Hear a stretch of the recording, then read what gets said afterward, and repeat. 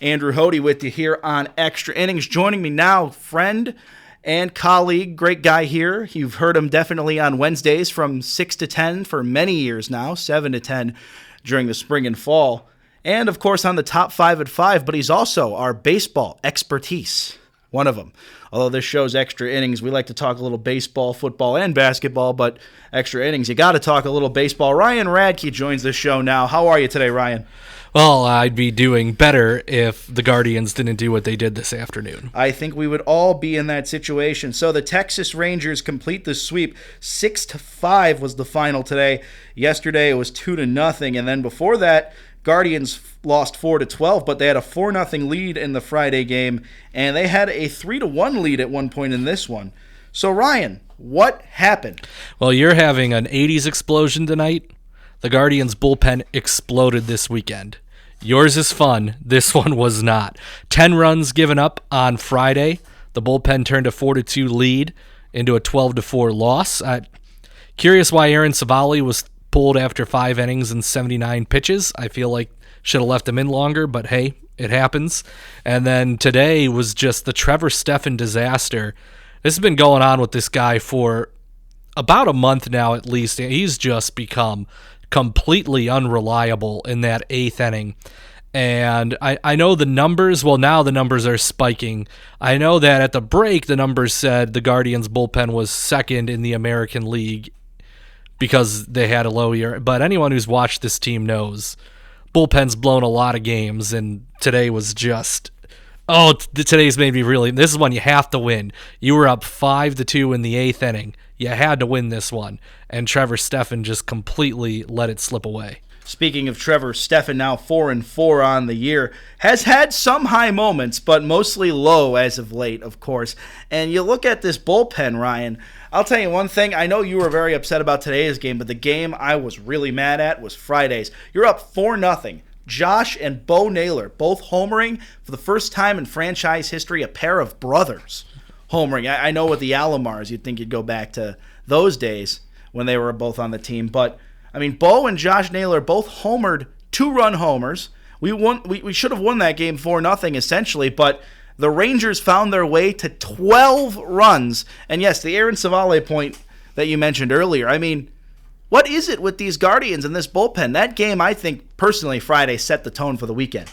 It absolutely did. And yeah, I mean, the bullpen imploded. I don't know what else there's to say about it. Henches was bad.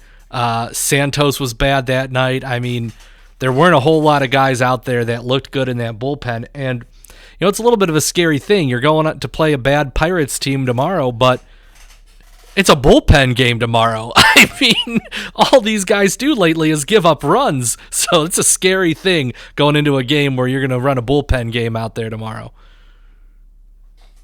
Tomorrow we play the Pittsburgh Pirates in Pittsburgh. That series beginning 3 games in Pittsburgh all the way up until Wednesday. Seems like an easier series, but, you know, at this point, the Guardians, I mean, they've played Kansas City crappy overall with those last games that they kind of blew off. And now that we got swept by Texas, this is going to be a big hole. And the other thing, too, you look at Minnesota getting the job done with the Oakland Athletics. They swept them this weekend. Of course, that was already concerning looking at the schedule. We had the Rangers, one of the better teams, and Minnesota had one of the worst teams. I look at Minnesota's schedule at Seattle, at home for the White Sox, at home for Seattle, and then at Kansas City. That's a little bit of an easier stretch. As for Cleveland, at Pittsburgh, then at home for the Phillies. A little bit tougher, but I still think the Pittsburgh series, you got to rattle off a few wins. And then we're at home for Kansas City again, and then at the White Sox ending July. So what do you make of the remaining schedule we have this upcoming month, and who do you think has the edge ending up in August? Well, I'm going to start out, Andrew, by telling you that looks like an easier series, but you know, the team in Pittsburgh that's been struggling, they're probably looking at Cleveland coming to town and wiping their brow a little bit and saying, hey, we've got an easier matchup coming up. I mean, you know, the Guardians' schedule, when you look at it, it's about middle of the road. They're somewhere around 15th or 16th, I think I saw, in remaining strength of schedule. But the problem for the Guardians, and the good news if you were Minnesota Twins fans, is the Twins have the easiest remaining schedule in baseball.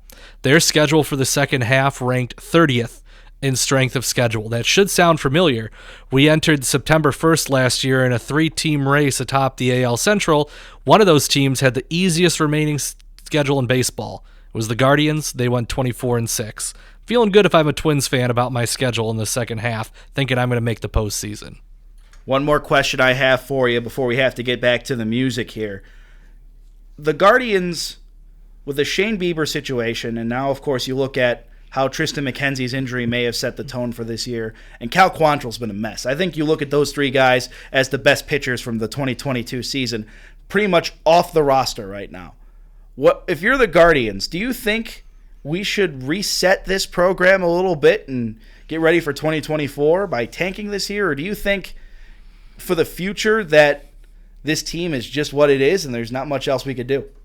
I don't know that you tank, but I think you try to get some people out of the way. I think you try to get, especially Ahmed Rosario, out of here so we can get Gabriel Arias and Tyler Freeman more playing time and figure out what they are. I would love to see them find a way, but obviously there's no other outfielder in their system to 597 OPS. Miles Straw, as good as he is defensively, cannot continue to be the everyday starting center fielder on this team. Something has to, so maybe some addition by subtraction. I don't know that you call that tanking, but I don't think they have enough to trade for enough to all of a sudden turn them into a World Series contender. So yeah, I think you're right. You try to add by subtraction to try to set yourself up for next year. Although sports isn't linear, you hope you could be in a better position next year. Fingers crossed. We'll have to see. I mean, it's a 162-game season. I mean, the record was kind of similar at this point of the year. I think we're a little slightly worse, but the team steamed up in the month of August. I'll say it is possible. I think it's very unlikely looking at this rotation and the batters we have in order. But other than that, to me, this is a little bit... I am optimistic for 2024, but I'm very pessimistic for 2023. Well, that's just the thing, as you talked about. Bieber, McKenzie, Quantrill, none of them are here. This is not as good a starting rotation as it was a year ago. It's going to be hard to repeat what you did last August. And I know we can come to the defense of Emmanuel Clase, too. I mean, he didn't really do anything this weekend. We weren't in a save situation. But he never pitched. But yes, exactly. He still leads the league in saves, which is very impressive, even though he also leads the league in blown saves. So the bullpen is definitely a much bigger issue this year than it was last. Clase has 7 blown saves, and after today, who's second in the league with 6?